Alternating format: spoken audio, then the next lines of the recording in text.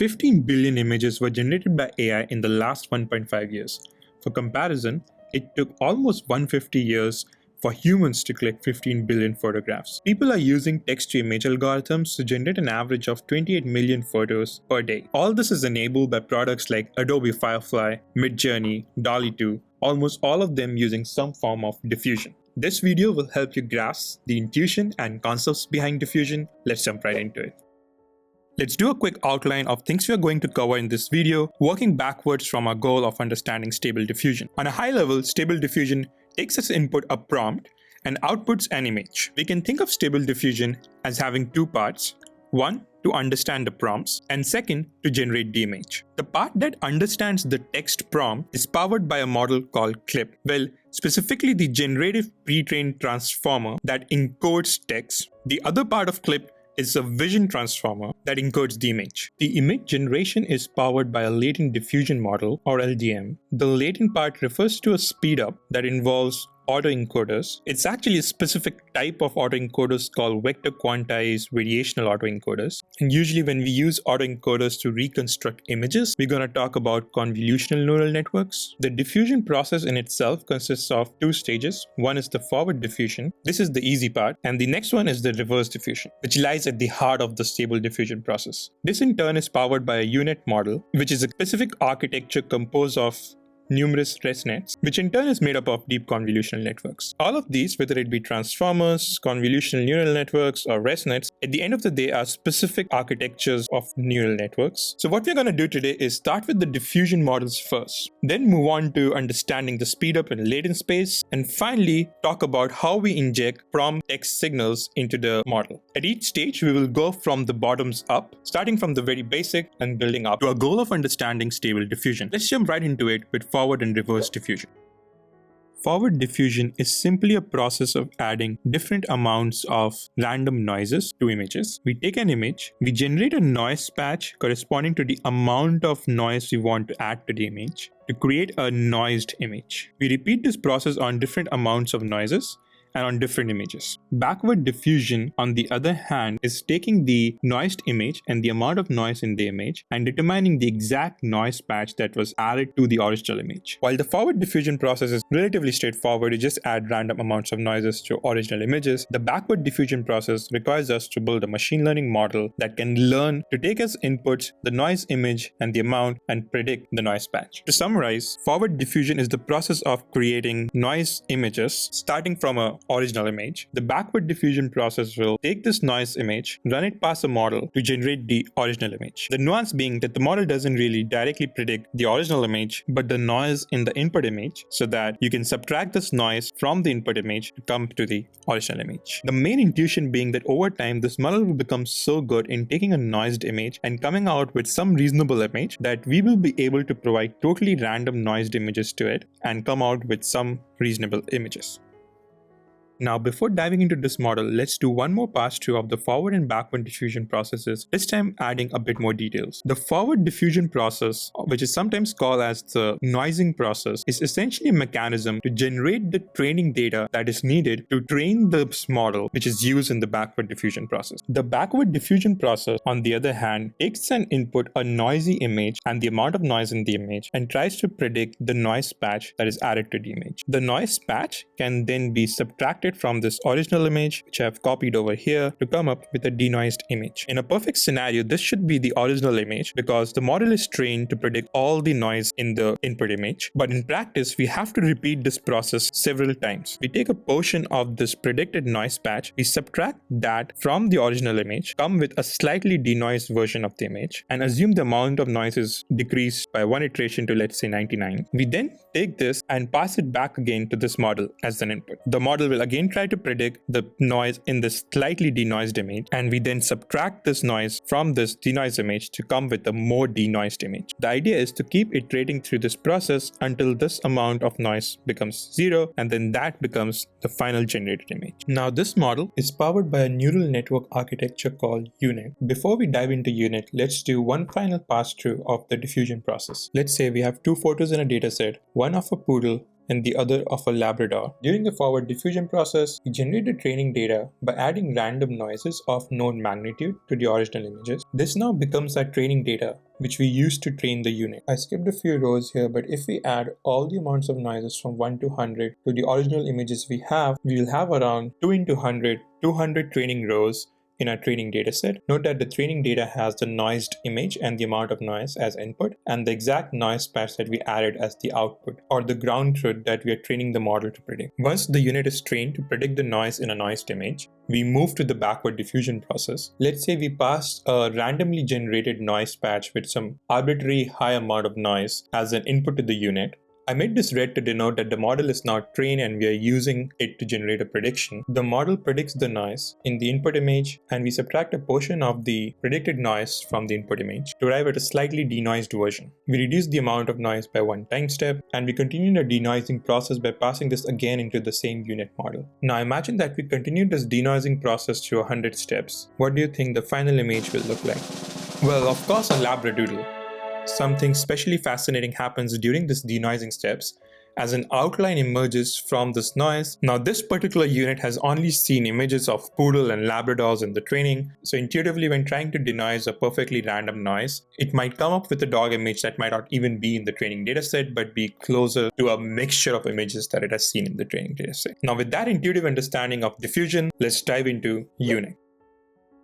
UNIT needs to take as input a noised image and predict the noise in that image. Let's say the image is of width 4 and height 4, and for now assume this is a grayscale image with just one channel. An RGB image, for example, will have 3 channels, one for each red, green and blue. Let's label each pixel as A, B, C, D and so on up till P. We can do the same to represent the output image. Let's label it A dash, B dash, C dash and so on up till P dash. Then we can imagine feeding this image to a neural network representing it as its pixels. Our neural network will have 16 inputs corresponding to each pixel in the image and similarly 16 outputs. And as with any neural network architecture, we will have some hidden layers to connect the inputs to the outputs. Hidden layers in neural network are feature extractors. So let's say this first hidden layer has 4 nodes, W, X, Y, and Z. Now if we consider this as a simple, fully connected feed-forward neural network, then each input node will be connected with every node in the hidden layer. Each edge has a weight, which is a learnable parameter, and we use the training data from the forward diffusion process so that we can learn these weights to predict the noise in the input image. In this scenario, just between the first layer and the hidden layer, we will have 16 into 4, 64 learnable edge weights. However, as you would imagine, this approach loses out on the spatial information in the image. For example, let's say this hidden layer detects edges in the image, then intuitively we should look at pixels that are nearer to each other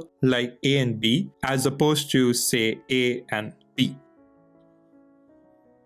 Now one method to feed this spatial information of pixels to the network is to use convolutional neural networks. The idea behind convolutional neural networks is relatively very simple. We still want to go from this 4x4 image to a 2x2 image, but we want to use the spatial information to restrict these weights while doing this projection.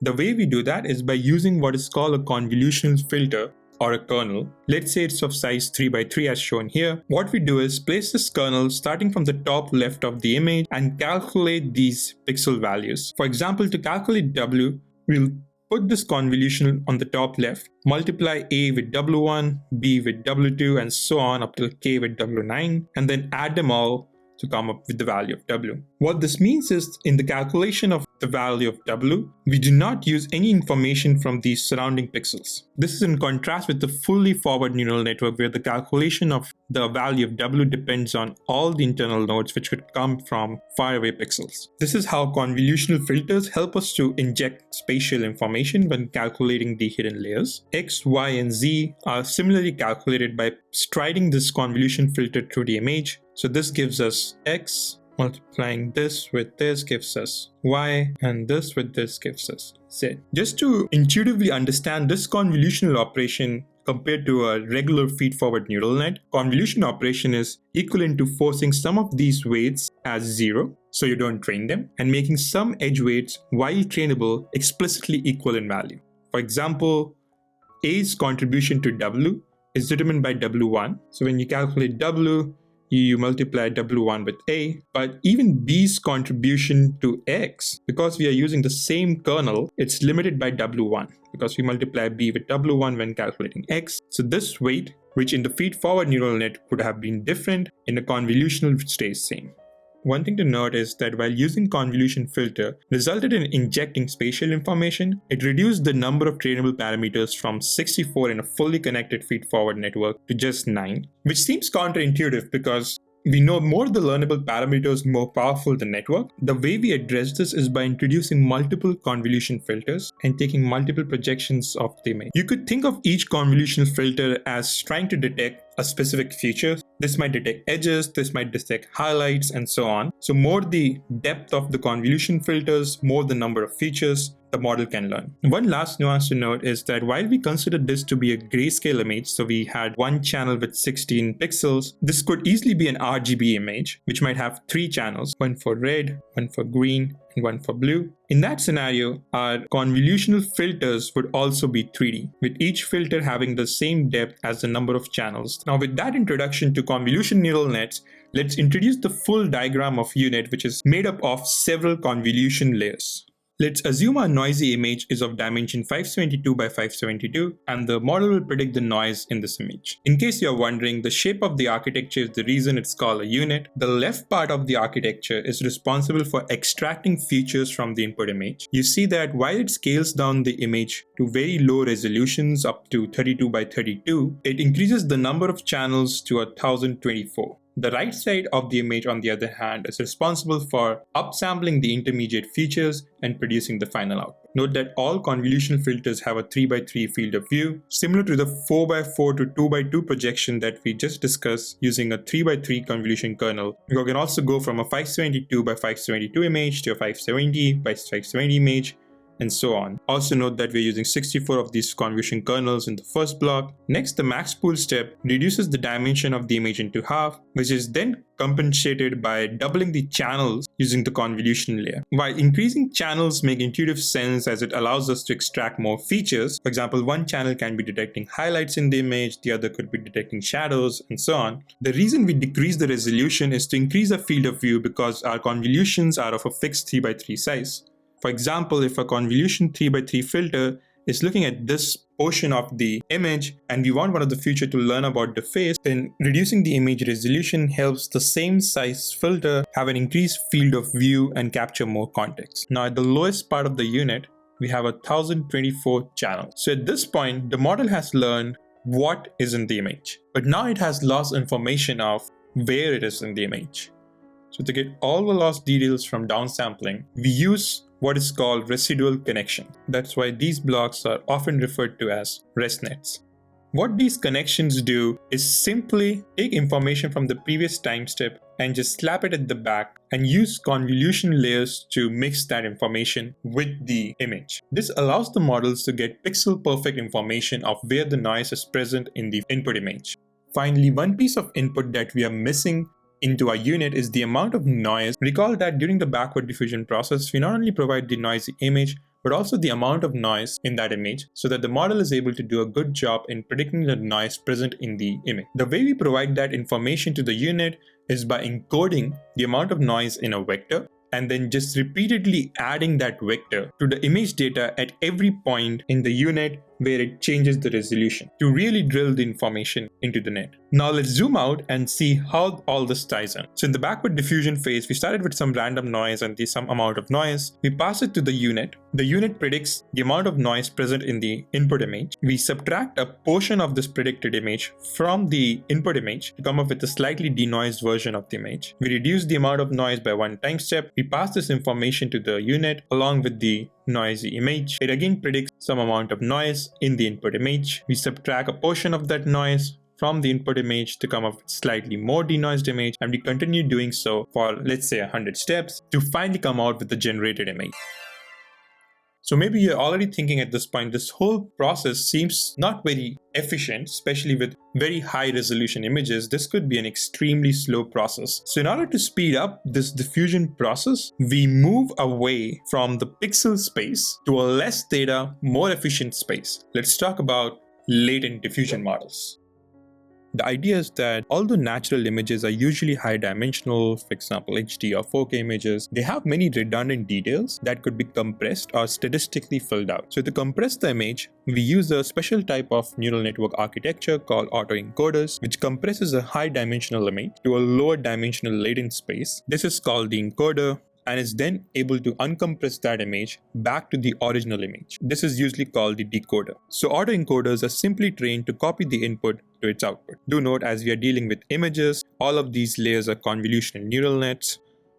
You might be thinking how autoencoders architecture look very similar to the unit architecture, but do note that they serve very different purposes. In encoder-decoder nets, there is exactly one latent space with a nonlinear mapping from the input to that space. There is a clear distinction between the encoder and the decoder. The encoder changes the representation of each sample into the latent space, and the decoder is able to construct the outputs given only such latent space. In units, however, recall that this was not the case. There, the output mapping also depended directly on the input space through residual connections, and therefore you cannot split a unit into parts and use them separately, which we can with autoencoders one string. So the idea with latent diffusion models is using these latent space instead of the original pixel space to considerably speed up the forward and backward diffusion process. Let's see how.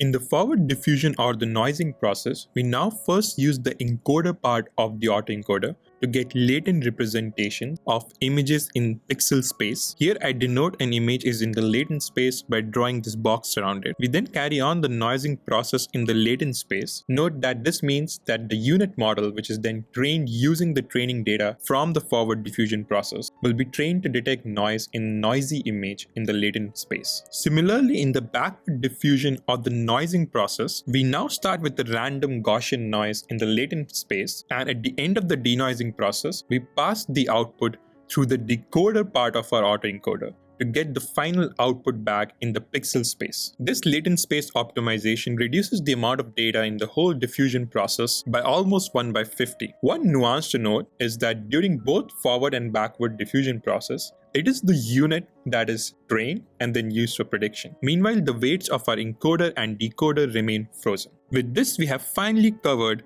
the first two parts that were motivated in the outline earlier. One realization to have at this point is that what looked to us as a prompt input and image output is basically three inputs. Behind the scenes, a randomly generated Gaussian noise is passed as a blank canvas for the model to paint on. What we have discussed so far is this process. Next, let's discuss how do we insert the prompt signals into the unit model so we can actually control and inform the image that is painted by a unit on this blank canvas. Let's talk about clip. Let's say our prompt is a red apple being eaten by a puppy. First, we need to represent this in numbers so that the neural nets can understand this. One naive idea is to use one-hot encoding, where we create vectors of the size of the vocabulary and put a 1 next to the position of the word and 0 elsewhere. This is of course computationally super expensive. A smarter alternative is to use word-to-vec embeddings. These are just 300 dimensions. I have a detailed video on my channel walking through the word-to-vec papers. In short, the intuition is essentially training a binary classification neural network that predicts if two words occur together or not. We then throw away the network itself but use the weights that we learn as embeddings that represent the words. Word-to-vec embeddings have some nice properties where embeddings for words that are both syntactically and semantically similar are closer to each other. One shortcoming of word-to-vec is that you only get one representation per word, but the same word in English can have very different meanings based on the context in which they are used. For example, apple could be a fruit or a tech company. Intuitively, to get more contextualized representations for a word, we should pay attention to the words around that word. So let's say we want to get a more contextualized representation for apple. We will take dot products of apple's word-to-vec representation with each of the surrounding words to come up with weights. And once we have these weights, we take a weighted sum of these word embeddings to come up with an updated embedding for apple. Here I showed the update for apple, but you can imagine the representation for each of these words getting updated in parallel using the same method. Do notice that each initial word embedding had three roles to play. One was to compare it with every other vector when calculating its own output. Second, it was used in the weighted sum. And third, it is also used when establishing the updated weights for other vectors. These three roles are often referred to as keys, queries, and value.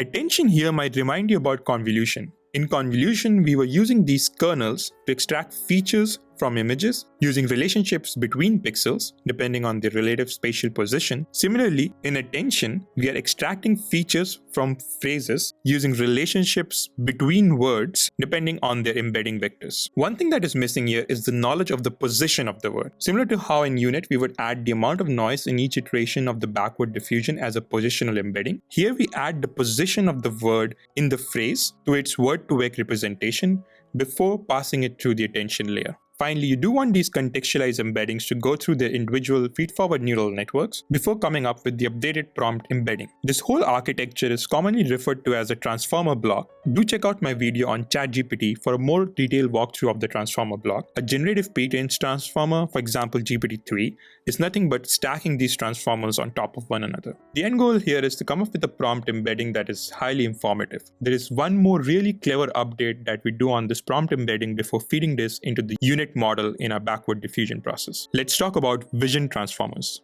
As the name suggests, these are simply transformer blocks, but now applied to images instead of text. Instead of using convolutions in vision transformers, we divide the image into patches, along with the position encoding of the patch, and we feed it into a transformer block, which will have the usual attention, normalization, and feed-forward neural networks with recurrent connections. As with the text transformer, the final goal is to learn a representative image embedding. But hold on, why do we want to learn any image embedding? So here's the idea behind CLIP. We want to train the text encoder and the image encoder together using a contrastive learning objective. We compare the resulting prompt and image embedding using a cosine similarity function and try to get them closer to each other if the prompt and the image are related.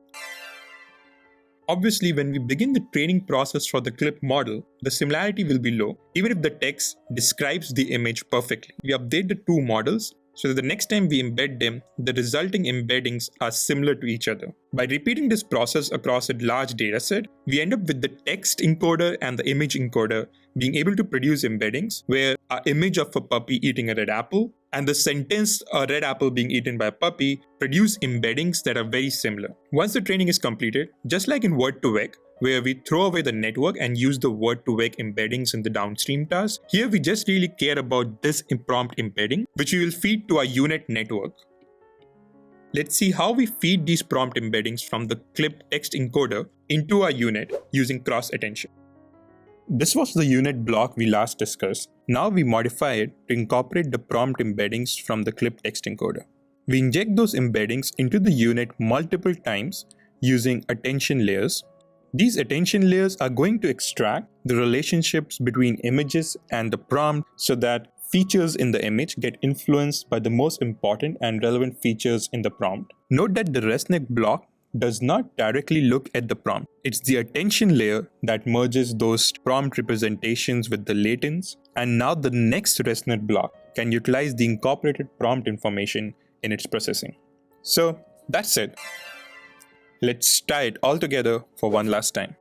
In forward diffusion, we want to generate the training data that we use to train the unit model. But even before that, we first separately train two models, an autoencoder and a CLIP model. For the autoencoder, we break it into two parts. The left part, the encoder to take an image in pixel space and compress to the latent space, and a decoder that will take the latent image and scale it back up to a pixel image. Note that we freeze the weights of the autoencoder components. Also note that the encoder is only used during the unit training, and the decoder is only used during the inference and backward diffusion. Similarly, CLIP model is trained beforehand with known image and prompt pairs, and once trained, the CLIP's prompt encoder weights are frozen. So both the autoencoder and the CLIP's text encoder weights are frozen during the unit model training. Once the unit is trained, its weights are frozen during the backward diffusion process, or the denoising process, where we use this trained unit to generate predictions. So we start the backward diffusion process with a random Gaussian noise in latent space, the amount of noise, and the CLIP's prompts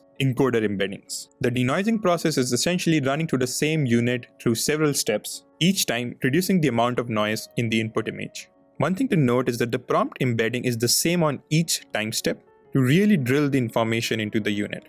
This is actually one of the key reasons this unit is set up to predict the noise in the image rather than the original image in just one step. because it is easier to inject the prompt information gradually rather than at once. Once we have the final image in latent space, we run it through the decoder to get our final output image in pixel space, and that is stable diffusion.